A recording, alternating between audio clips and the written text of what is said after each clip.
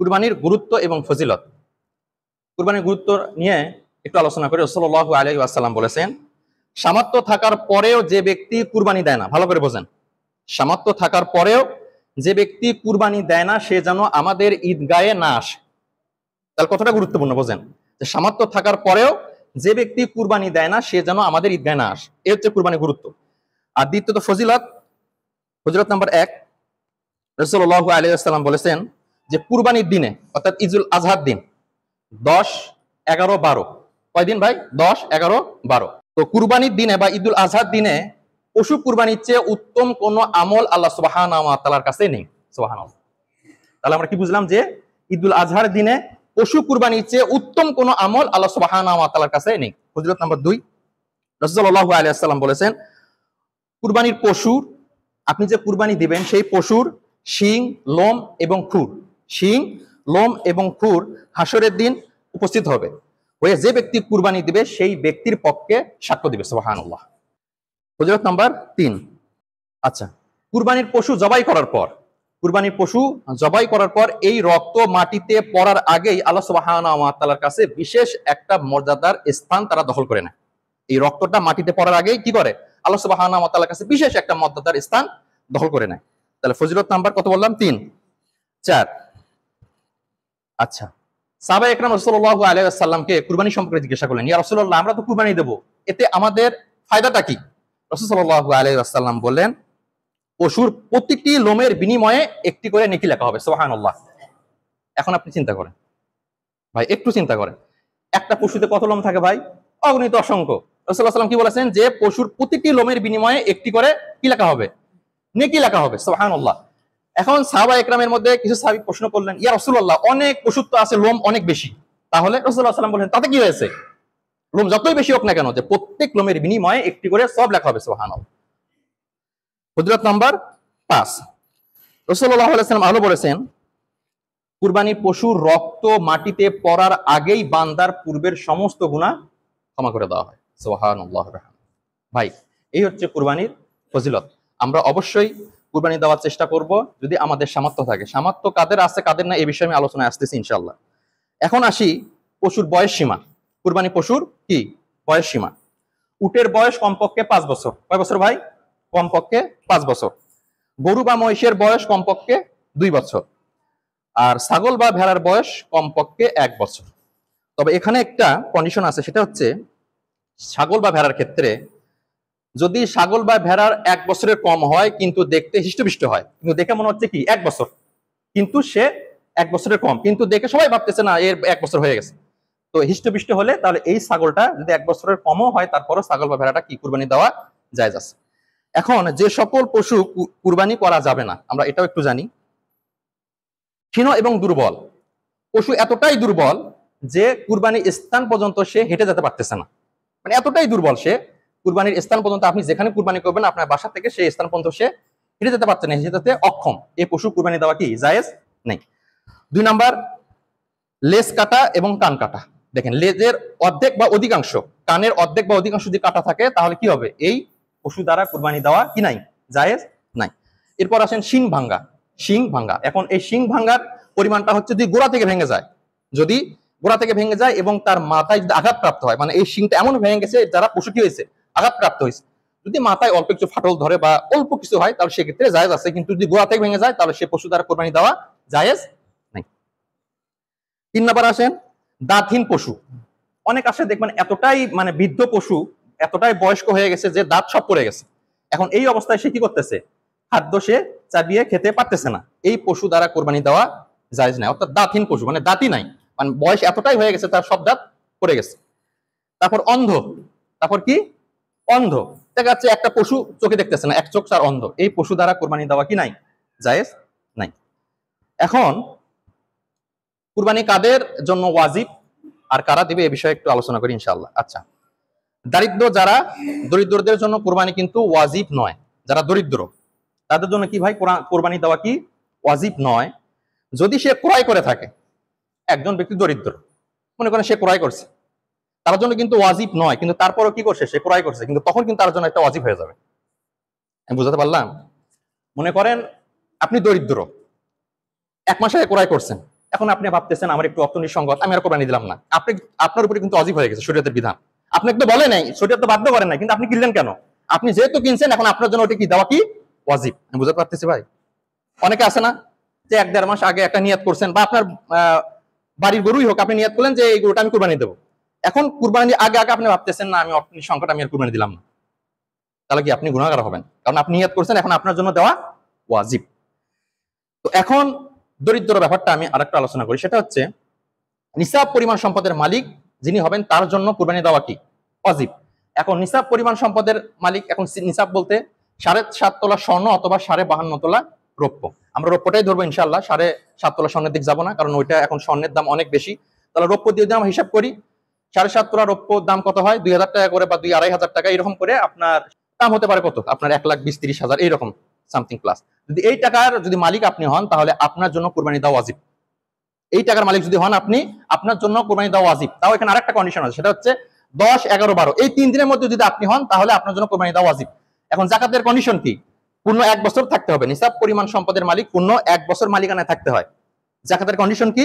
যে পূর্ণ 1 বছর মালিকানায় থাকতে হয়। কিন্তু কুরবানির জন্য শর্ত হচ্ছে এই 3 দিন, 10, 11, 12 এই 3 দিন যদি আপনি নিসাব পরিমাণ অর্থের মালিক হন, তাহলে আপনার জন্য কুরবানি দেওয়া কি ওয়াজিব। এখানে 1 বছর শর্ত নয়। ভাই বুঝতে পারতেছি কিনা জানি না, বুঝতেছেন কি? এখানে 1 বছর শর্ত নয়, এখানে 3 দিন শর্ত। 10, 11, 12 এই 3 দিন শর্ত। এই 3 দিনের মধ্যে যদি আপনি নিসাব পরিমাণ সম্পদের মালিক হন, তাহলে আপনার উপরে কুরবানি দেওয়া কি ওয়াজিব। আল্লাহ সুবহানাহু ওয়া তাআলা আমাদেরকে সঠিক বুঝ দান করুক। আচ্ছা, নিজের পশু নিজেই জবাই করা ভালো। এখানে আরেকটা গুরুত্বপূর্ণ বিষয় বোঝেন, নিজের পশু আপনি নিজেই জবাই করবেন। জবাই ইমামকে দিয়ে করতেই হবে, এটা জরুরি কোনো বিষয় নয়। আপনার নিজের পশু আপনি নিজেই জবাই করে দিলেন। আমরা অনেক সময় দেখি যে ইমাম সাহেব আসতেছে না দেখে ওই সবাই অপেক্ষা করতে থাকে যে কখন ইমাম সাহেব আসবে, তখন আমি পশুটা জবাই করবো। কেন ভাই? ইমাম সাহেব করলে কবুল হবে, আপনি করলে কবুল হবে না? এরকম কোনো কন্ডিশন আছে? কোনো কন্ডিশন আছে? দেখেন, আপনাকে আগে ঠিক রাখতে হবে যে আমার নিয়ত ঠিক আছে কিনা। আমার নিয়ত যদি ঠিক থাকে, আমার অর্থ যদি পরিপূর্ণভাবে হালাল হয়, অবশ্যই ইনশাআল্লাহ আল্লাহ সুবহানাহু ওয়া তাআলা কবুল করবেন। এখন আপনার নিয়তে যদি গরমিল থাকে, আপনার অর্থ যদি হারাম হয়, সুদের টাকা ঘুষের টাকা হয়, আপনি কাবা শরীফের ইমামকে টাকা নিয়ে এসে কুরবানি করেন না কেন? আপনার কুরবানি হবে? কুরবানি হবে? যে মূল বিষয়টা হচ্ছে আপনার নিয়াত এবং আপনার অর্থটা হালাল কিনা। এখানে ইমামকে দিয়েই যে কুরবানি করতে হবে এটা জরুরি কোনো বিষয় নয়। এই বিষয়টা মাথায় থাকবে ইনশাআল্লাহ। দ্বিতীয়ত, কুরবানির পশু কেনার পর এই পশু থেকে উপকৃত হওয়া যাবে কিনা একটা বিষয়, সেটা হচ্ছে, এটা একটা মাসালা। আপনি কুরবানি পশু কিনছেন, 15 দিন 1 মাস আগে পশুটা কিনছেন। এখন কেনার পর এটা দ্বারা আপনি উপকৃত হতে পারবেন কিনা। কেমন উপকৃত? আগে তো ছিল হালের চাষ, এখন তো হয়তো বা নাই। এখন পশু কিনে নিয়ে এসে আপনি হাল চাষ করতেছেন, দুধ দহন করে খাচ্ছেন। এই যে উপকৃত হওয়া কি জায়েজ? নাই। কোনোভাবে আপনি এই কুরবানির পশু দিয়েও কোনো রকম উপকৃত হতে পারবেন না। বুঝতে পারতেছি? মানে কুরবানি পশু সেটা আপনার খুব যত্ন সহকারে আপনি লালন পালন করবেন, যে কয়দিন আগে কিনেন না কেন, কিন্তু ওটা দিয়ে কোনো রকম উপকৃত আপনি হতে পারবেন না। 2 নাম্বার, আচ্ছা আর একটা বিষয়, সেটা হচ্ছে, আর কুরবানির পশু যদি এমন হয় যে পশুটা দুধ দহন করা খুব জরুরি, দেখতেছেন যে আপনি অপেক্ষা করতে থাকবেন যে এই দুধটা দহন না করলে গরুটা ঠিক থাকবে কিনা। এমন অবস্থায় দেখা যাচ্ছে না, দুধ দহন করাটা খুব জরুরি পর্যায়ে চলে আসছে, না হলে গরুটা কষ্ট পাচ্ছে বা এরকম কিছু যদি হয়ে থাকে, তাহলে সেক্ষেত্রে আপনি দুধ দহন করতে পারেন, কিন্তু দুধটা সাদাকা করে দিতে হবে, আপনি খেতে পারবেন না। ভাই ভালো করে বোঝেন। আরেকটা বিষয় হচ্ছে, আচ্ছা জবাইকারী, আরেকটা বিষয় বুঝুন। জবাইকারী, কসাই বা সহযোগিতা যারা করে কুরবানিতে, মনে করেন আপনি গরু কুরবানি করতেছেন, এখানে একজন জবাই করতেছে, একজন সহযোগিতা করতেছে, বা আপনি কসাইকে নিলেন, যাকেই নেন না কেন। তো এখন বিষয়টা হচ্ছে, তাদেরকে আপনি কুরবানির গোশত থেকে পারিশ্রমিক দিতে পারবেন না, এটা সম্পূর্ণভাবে নাজায়েজ। ভালো করে বোঝেন। এখন আপনি ভাবতেছেন ইমাম সাহেব জবাই করে দিয়ে গেল, এখন একটু মাংস দিই, না দিতে পারবেন না। একজন সহযোগিতা করলো, ওখান থেকে মাংস পারিশ্রমিক হিসেবে দিই, না দিতে পারবেন না। আমি কসাইকে নিয়ে আসছি, এখান থেকে 5 কেজি মাংস দিয়ে দিলাম পারিশ্রমিক হিসেবে, না দিতে পারবেন না। ভাই বোঝেন বিষয়গুলো। আপনার পারিশ্রমিক দেওয়ার দরকার হলে আপনি অর্থ থেকে দেন, কিন্তু কুরবানির গোশত থেকে আপনি পারিশ্রমিক দিতে পারবেন না, এটা শরীয়ত অনুমতি দেয়নি। আমরা কি করি? জবাই করে দিয়েছে, ইমাম সাহেবকে একটু মাংস দিয়ে দিলাম, কসাই ডেকে নিয়ে আসছি, মাংস দিয়ে দিলাম। আমরা করি না ভাই? এই ভুলগুলো যেন না হয়, ইনশাল্লাহ আমরা এই ব্যাপারে সচেতন থাকবো। আল্লাহ সুবহানাহু ওয়া তাআলা আমাদেরকে সঠিক বুঝদান করুন। আর যে সমস্ত বিষয় নিয়ে আলোচনা করলাম, আর আরেকটা বিষয় ভাই শোনেন, এই যে বিস্তারিত ভাবে যতখানি আল্লাহ সুবহানাহু ওয়া তাআলা সুযোগ দিলেন, আলোচনা করলাম, এখন আমাদের সর্বপ্রথম টার্গেট থাকতে হবে কি, যে আমার নিয়ত যেন সঠিক হয় এবং আমার ইনকাম যেন হালাল হয়। আর একটা বিষয় দেখুন, এখানে বর্তমানে যেটা সোশ্যাল মিডিয়ায় বলেন বা অনলাইনে যেটাই বলেন, এখানে খুব বেশি তর্ক বিতর্কিত হচ্ছে যে ভাগে কুরবানি দেওয়া যাবে কিনা। আমি বিষয়টা একটু ক্লিয়ার করি, যদিও ছোট মানুষ আমি বলি শোনেন। তো এখানে এক শ্রেণী আলেম বলতেছেন যে ভাগে কুরবানি দেওয়াই যাবে না। দেন কথাটা এইভাবে বলাও ঠিক না। শরীয়ত যেখানে শিথিল সেখানে আপনার নমনীয়তাই থাকতে হবে, বেশি চড়া হওয়া যাবে না। আমি বলি এখানে বিষয়টা হচ্ছে মানুষকে বুঝাইতে হবে আগে। আমাদের সমস্যা হলো কি জানেন ভাই, আমরা এখানে দাঁড়িয়ে এমন কিছু কথা বলি যেন হট্টগোল সৃষ্টি হয়। আমি মানুষকে আগে বুঝাবো, বুঝানোর পর তারা অটোমেটিকলি সহি যেটা সেটাই গ্রহণ করবে। কিন্তু আমি তা করি না, মানুষকে বোঝানোর চেষ্টা না করে কোনো একটা জিনিস নিয়ে এসে মানে হট্টগোল কিভাবে সৃষ্টি করা যায়, কিভাবে বিশৃঙ্খলা সৃষ্টি করা যায়, আমাদের উদ্দেশ্য থাকে এইরকম। কারণ কি জানেন, আমি আমার দল বাড়ি করতে চাই, বিষয়টা আমি বুঝাই। ভাগে কুরবানি দেওয়ার ক্ষেত্রে আপনি দিতে পারেন, কিন্তু সেক্ষেত্রে আপনার জন্য কন্ডিশন হলো সকলের টাকা হালাল কিনা এটা আপনাকে ইনশিওর করতে হবে। বুঝলেন?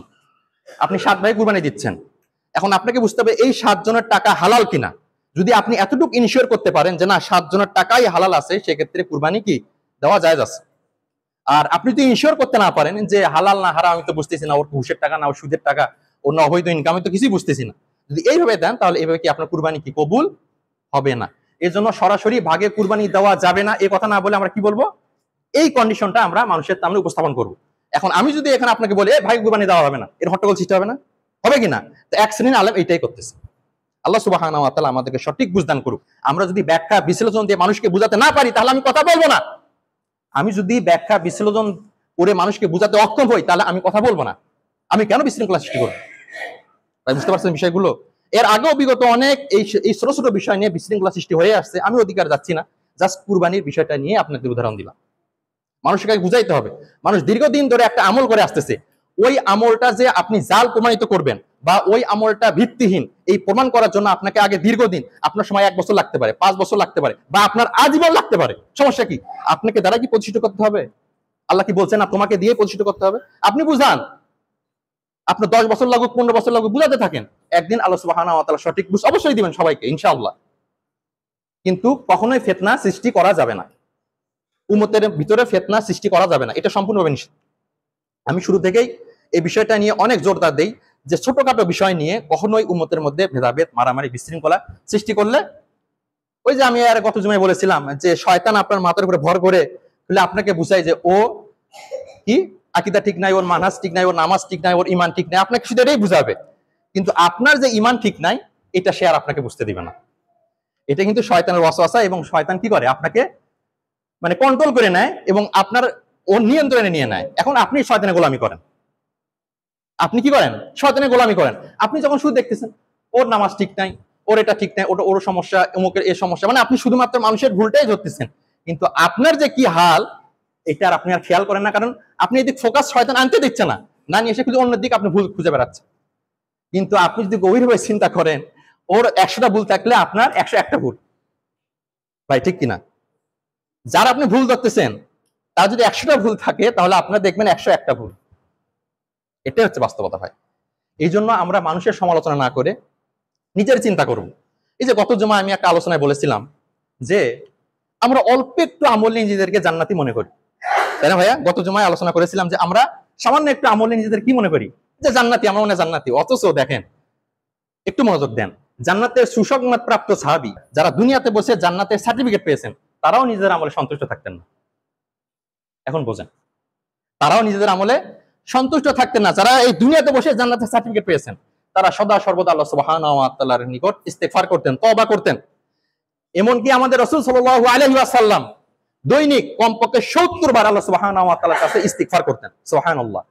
তার তো পূর্বের এবং পরের সমস্ত গুনাহ মাফ ছিল, তারপরেও তিনি কমপক্ষে দৈনিক 70 বার আল্লাহ সুবহানাহু ওয়া তাআলার কাছে তওবা করতেন, ইস্তিগফার করতেন।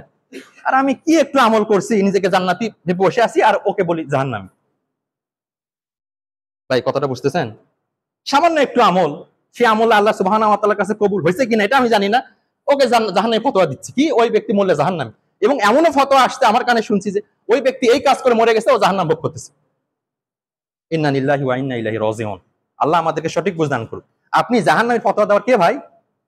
কে আপনি? আপনাকে এই অধিকার কে দিয়েছে? এই জন্য মানুষের যত সমালোচনা করবেন আপনার আত্মশুদ্ধি নষ্ট হয়ে যাবে, তাসকিয়া নষ্ট হয়ে যাবে। মানুষের খালি ভুলই দেখবেন, আপনার ভুলটা চোখে পড়বেন। এখন দেখেন, এখন আপনি চিন্তা করেন তো যে আপনি দিনে কতবার ইস্তেগফার করেন? আমরা 70 বার ইস্তেগফার করি, কেউ করি? বলেন তো ভাই, কেউ করি 70 বার ইস্তেগফার? রাসূলুল্লাহ সাল্লাল্লাহু আলাইহি ওয়াসাল্লাম যার পূর্বের এবং পরের সমস্ত গুনাহ মাফ ছিল, তারপরেও তিনি কমপক্ষে 70 বার ইস্তেগফার করতেন, তওবা করতেন আল্লাহ সুবহানাহু ওয়া তাআলার কাছে। আমরা 70 বার করি? তাহলে এই আমল নিয়ে আমি জান্নাত প্রত্যাশা করতেছি কিভাবে? আবার অমুককে আমি কাফের ফতোয়া দেই কিভাবে? অমুকের আমল ঠিক না এটা বলি কিভাবে? এ বলার দুঃসাহস আমার আছে? এই কথা বলার যোগ্যতা আমার আছে? আমি তো নিজের চিন্তায় অস্থির থাকবো ভাই। এই জন্য আমি সবসময় একটা কথা বলে থাকি, আগে নিজের দিক ফোকাস করেন, আগে নিজের দিক ফোকাস করেন। আর আমি ব্যক্তিগতভাবে যারা দেখছি যে উম্মতের মধ্যে বিভক্তি সৃষ্টি করে, ফিতনা সৃষ্টি করে, এদের মধ্যে আরো ভুল আরো বেশি। আমি ব্যক্তিগতভাবে দেখেছি, আপনি দেখবেন যে ও একটা সামান্য মনে করেন যে বিতর্কিত বিষয় নিয়ে তর্ক বিতর্ক করতেছে, অথচ ও ফরজ হুকুম মানতেছে না। ওর বউ দেখেন পর্দায় নাই, ওর মেয়ে পর্দায় নাই, অথচ সে কি দায়ুস? সে কি দায়ুস? যার মেয়ে এবং স্ত্রী যদি পর্দায় না থাকে বা পর্দায় না রাখে, সে ব্যক্তি কি দায়ুস। আর দায়ুসের জন্য আল্লাহ সুবহানাহু ওয়া তাআলা জান্নাত হারাম করে দিয়েছেন। ভাই স্পষ্ট কথা। আপনি এখানে সুন্নত বিষয় নিয়ে, নফল বিষয় নিয়ে মারামারি করতেছেন, ওখানে যে আপনার ফরজ বাদ হয়ে যাচ্ছে, এই বিষয়ে আপনার কেন মাথা ব্যথা নাই ভাই? এই বিষয়ে আপনার কেন মাথা ব্যথা নাই? আপনার স্ত্রী পর্দায় থাকে না, আপনার মেয়ে পর্দায় থাকে না, আপনার সন্তানকে আপনি দিনের সঠিক শিক্ষা দেন না, আপনার সন্তানকে কুরআন সুন্নাহ সঠিক শিক্ষা দেওয়া আপনার জন্য ফরজ। আপনার সন্তানকে আপনি দিনের সঠিক শিক্ষা দিচ্ছেন? কয়জন দিচ্ছেন বলেন? এটা তো ফরজ আপনার জন্য। আপনার সন্তানকে আপনি দিনের সঠিক শিক্ষা দিচ্ছেন কিনা, এদিকে কোনো খোঁজ নাই। মুস্তাহাব বিতর্কিত কিন্তু বিষয় নিয়ে তর্ক বিতর্ক, মেম্বারে দাঁড়িয়ে খুব ফতোয়া, অথচ দেখেন ওর ইমানের গোষ্ঠী সহ নাই। বাস্তবতা এটাই, যে বেশি বাড়াবাড়ি করে তার দেখবেন ইমানের সমস্যা হয়ে যায়, শয়তান ওয়াশ করছে, মগজ ধোলাই করছে, ও খালি ফতোয়া দিচ্ছে দিচ্ছে দিচ্ছে। আল্লাহ সুবহানাহু ওয়া তাআলা আমাদেরকে সঠিক বুঝদান করুক। ভাই কথাগুলো বললাম, আর আমরা সকলেই উদার মন মানসিকতা নিয়ে শুনবো। এখানে আমি শুরু থেকেই আল্লাহ সুবহানাহু ওয়া তাআলা যখন আমাকে দায়িত্ব দিয়েছেন, তখন থেকেই আমি একটা বিষয়ে ফোকাস করার চেষ্টা করছি। ভাই আল্লাহ সুবহানাহু ওয়া তাআলা পবিত্র কোরআনে বলেছেন, ওয়াতাসিমু বিহাবলিল্লাহি জামিআ ওয়া লা তাফাররাকু, তোমরা সকলে মিলে আমার রজ্জুকে মজবুতভাবে আঁকড়ে ধরো, পরস্পর কখনোই দলে দলে বিভক্ত হবে না। এই হুকুম আল্লাহ সুবহানাহু ওয়া তাআলা, এটা কিন্তু আমাদের জন্য ফরজ। আগে আপনি এটা ফরজ মাথায় রাখেন, আগে ভাই আগে আপনি এটা মাথায় রাখেন যে উম্মতের মধ্যে কোনোভাবেই ভেদাভেদ সৃষ্টি করা যাবে না, এটা আমার জন্য ফরজ। তাহলে আপনি কেন সামান্য নফল বিষয় নিয়ে আপনি ভেদাভেদ সৃষ্টি করতেছেন? তাহলে আপনাকে শয়তান পুরোপুরি কন্ট্রোল নিছে কি নাইনি? নিছে কি নাইনি বলেন?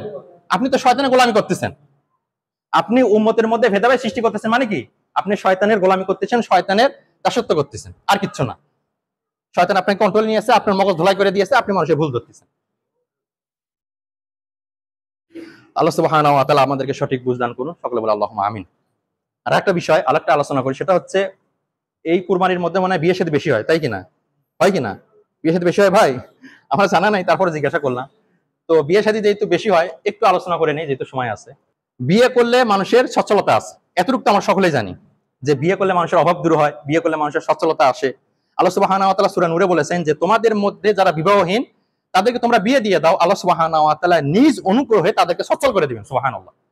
এটা আল্লাহ সুবহানাহু ওয়া তাআলা ওয়াদা, যে তোমাদের মধ্যে যারা বিবাহহীন তোমরা তাদের কি করে দাও? বিয়ে দিয়ে দাও। আল্লাহ সুবহানাহু ওয়া তাআলা নিজ অনুগ্রহে তাদেরকে সচ্ছল করে দিবেন। ইবনে মাসউদ রাদিয়াল্লাহু আনহু তিনি বলতেন, তো তোমরা কি ধনী হতে চাও? তোমাদের মধ্যে কি কেউ ধনী হতে চায়? তাহলে সে যেন বিয়ে করে। সুবহানাল্লাহ। তিনি এভাবে বলতেন যে তোমাদের মধ্যে যদি কেউ ধনী হতে চায় সে যেন বিয়ে করে, তাহলে আল্লাহ সুবহানাহু ওয়া তাআলা তাকে ধনী বানিয়ে দিবেন। এখন বিষয়টা আসেন, এখন মূল কথায় আসেন। বিষয়টা হচ্ছে যে দেখা যায় যে বিয়ের পরেও অভাব অনটন আরো বেড়ে যায়, সংসারে অশান্তি দেখা যায়, সংসারে অশান্তি দেখা দেয়। তাহলে কি বিপরীত হলো না? আল্লাহর ওয়াদা কি ছিল যে আল্লাহ সুবহানাহু ওয়া তাআলা সচ্ছল করে দিবেন, কোনো অভাব থাকবে না। কিন্তু আমরা কি দেখলাম যে বিয়ের পরে আমার অভাব আরো বেড়ে গেল এবং শয়তান সংসারে কি অশান্তি সৃষ্টি হয়েছে বা অশান্তি দেখা দিচ্ছে। এর কারণটা কি? এর মূল কারণ হচ্ছে বিয়েটা তখনই সুফল বয়ে আনবে। ভালো করে বোঝেন ভাই, একটু মনোযোগ দেন 1 মিনিট। বিয়েটা তখনই সুফল বয়ে আনবে যখন বিয়েটা হবে পুরোপুরি ইসলামিক দিক নির্দেশনায়, পুরোপুরি ইসলামিক দিক নির্দেশনায়, যেখানে থাকবে না পশ্চিমা কোনো কালচার, গান বাজনা। ভালো করে বোঝেন, যেখানে থাকবে না পশ্চিমা কোনো কালচার, গান বাজনা, কুসংস্কার ইত্যাদি। যে বিয়েতে থাকবে না সেই বিয়েটা কি হবে? বরকতময় হবে এবং আল্লাহ সুবহানাহু ওয়া তাআলা সেই বিয়ের যারা দাম্পত্য জীবন আল্লাহ সুবহানাহু ওয়া তাআলা করে দিবেন। সচ্ছল করে দিবেন। এখন আপনি কন্ডিশন ফলো করবেন না, আপনি নিয়ম মানবেন, আল্লাহ সুবহানাহু ওয়া তাআলা যা দিয়েছেন সেটা মানবেন না। আপনি এখন ভাবতেছেন বিয়ে করলাম আমি সচ্ছল হচ্ছি না কেন? ভুলটা কাদের? আমাদের। আল্লাহ সুবহানাহু ওয়া তাআলা বলে দিয়েছেন, ওমা আসাবাকুম মিন মুসিবাতিন ফাবিমা কাসাবাত আইদিকুম, তোমাদের উপরে যে সমস্ত বিপদ মুসিবত আসে এগুলো হচ্ছে তোমাদের দুই হাতের কামাই। আমি বিয়ের পরেও সচ্ছল হচ্ছি না, কারণ কি? এটা আমার ভুল, আমার দুই হাতের কামাই, যে আমি ঠিক মতো আমার বিবাহটা সম্পূর্ণ করতে পারি নাই। হয়তো সেখানে গান বাজনা ছিল, কুসংস্কার ছিল, বিভিন্ন রকম সমস্যা ছিল, এই জন্য এই বিয়েটা আমার জন্য কি সুফল বয়ে আনে নাই। আর মেয়ের পিতা যারা আছেন আমি তাদেরকে উদ্দেশ্য করে বলি, শোনেন, আচ্ছা আপনারা কি চান? যে মেয়ে সুখী হোক এই জন্য তো বিয়ে দেন, নাকি মেয়েটা দুঃখ হোক, মেয়েটার সংসার নষ্ট হয়ে আপনার কাছে ফিরে আসে? কোনটা কোনটা চান? কেউ আমরা চাবো যে আমার মেয়েকে বিয়ে দিলাম, মেয়ের সংসারটা নষ্ট হয়ে আমার কাছে যেন আবার ফিরে আসে? কেউ চাই? তাহলে গান বাজনা কেন বাজান আপনারা? কেন এই অনুমতি দেন বলেন? ভাই এই কথা কি আমার ভালোর জন্য বলতেছি না আপনাদের জন্য? আপনারা কেউ চান কিনা যে না, আপনি যদি বলেন যে না আমি চাই যে আমার মেয়ের সংসার হওয়ার দরকার নাই, সে ভেঙে আমার কাছে আবার চলে আসুক, তাহলে আপনি বাজান, আমরা তো নিষেধ করতেছি না। ভাই কথাগুলো একটু বোঝার চেষ্টা করেন ভাই, কথাগুলো একটু বোঝেন। ইনশাল্লাহ এরপর থেকে আমরা গান বাজনা বাজাবো। আমরা কেউ চাই যে আমাদের মেয়েদের সংসার নষ্ট হয়ে সে আবার আমার ঘরে ফিরে আসুক? আমরা কেউ চাই? বলেন ভাই, চাই কিনা? চাই কেউ? তাহলে গান বাজনা বাজাবো আর? বলেন ইনশাআল্লাহ আজ থেকে আর বাজাবো না ইনশাআল্লাহ? বলেন ইনশাআল্লাহ আজ থেকে বাজাবো না? ওয়াদা করেন, ওয়াদা করেন ভাই। ভাই আমি একটা আমার জন্য বলতেছি না, আপনাদের জন্য বলতেছি। আপনার মেয়ে যেন সুখে থাকে, শান্তিতে থাকে, তার সংসার যেন বারাকা থাকে, এই জন্য বলতেছি। আমার তো এখানে কোনো স্বার্থ নাই। ঠিক আছে ভাই, আমরা ইনশাআল্লাহ এই বিষয়ে আমল করার চেষ্টা করবো। আল্লাহ সুবহানাহু ওয়া তাআলা যেন আমাদেরকে তৌফিক দান করেন। শোনেন, আরেকটু বুঝাই, 2 মিনিট সময় দেন। এখন মনে করেন আপনি ঘরে শুয়ে আছেন, কি আছেন? ঘরে শুয়ে আছেন। এখন ঘরে আগুন লেগেছে। কি লেগেছে? ঘরে আগুন লাগছে। এখন আমি যদি আপনাকে গিয়ে বলি যে ভাই ওঠেন, ঘরে আগুন লাগছে, আপনি উঠলে ভালো হয়, একটু বাইরে যান, এরকম বললে আপনি আমার উপর চড়াও হবেন নাকি আমাকে আরো ভালো বলবেন? চড়াও হবেন না? আরে মিয়া আগুন লাগছে, তুমি আমাকে তাড়াহুড়ো করে টেনে বের করো, তাই কিনা? তাই কিনা ভাই? এখন আমি যদি আপনাকে আস্তে আস্তে ভাই আল্লাহর রাস্তায় ওঠেন, একটু একটু বের হন, আগুন তো লাগছে, না হলে আপনি পুরো সার্কার হয়ে যাবেন, এভাবে বলবো আমি? আর আমি যদি এই বলি তখন আপনি আমার উপর চড়া হবেন না? এখন আমার কাজ কি ছিল? আপনার কলার ধরে টেনে হেসড়ে বের করে, এটা আপনার হাত ভাঙুক পা ভাঙুক যা হয় হোক, এই কাজে আমরা করতেছি। এখন আপনাকে এই সমস্ত কথা বলতেছি, চড়াও কথা কেন? আপনার ভালোর জন্য, আপনার ভালোর জন্য বলতেছি ভাই, আপনার ভালোর জন্য বলতেছি। আল্লাহ সুবহানাহু ওয়া তাআলা যেন আমাদেরকে সঠিক বুঝ দান করুন। যতটুকু আলোচনা করলাম আল্লাহ যেন সেই আলোচনার মধ্যে সর্বপ্রথম আমাকে আমল করার তৌফিক দান করেন এবং যারা উপস্থিত আছে সবাইকে যেন আমল করার তৌফিক দান করেন। আল্লাহুম্মা আমিন। ওয়া আখিরু দাওয়ানা আলহামদুলিল্লাহি রাব্বিল আলামিন।